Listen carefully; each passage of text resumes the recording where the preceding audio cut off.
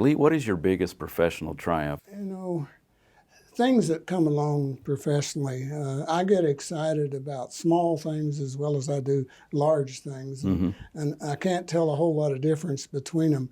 But you know, I think probably just as an honor, the Lee and Joy Pennington Cultural Heritage Gallery at the University of Louisville is a stunning thing to happen in one's life and one's career. I've had been nominated 3 times for the Pulitzer on books of poetry.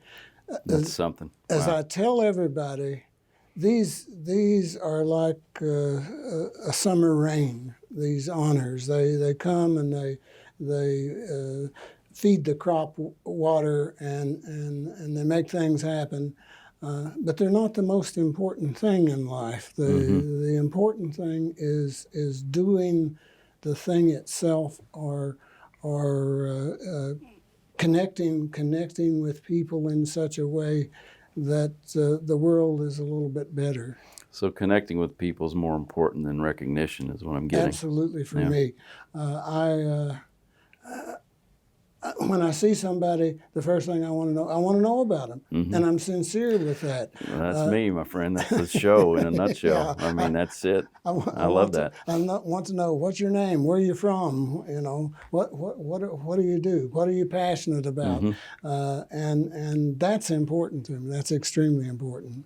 And you've been that way since you were 8, back to that? Well, I was been curious all my life, as I say, but when I was 8 years old, I had that opportunity to either keep my rattlesnakes or that's a great story. Move out of the house. But you know, I stopped keeping those pets in captivity, the wild animals. I once lived in a little house that was a shack next to the big house.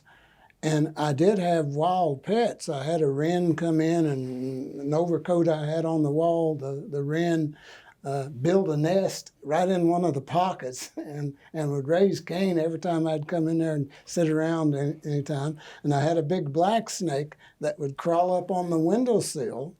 And one day the black snake fell in the floor, and it was a linoleum floor, and he couldn't get any traction, so he was quite frightened, and I picked him up and put him back on the windowsill, and he crawled away, and I thought, well, he's gone forever. But a little bit later, here he came back and was up on the windowsill again.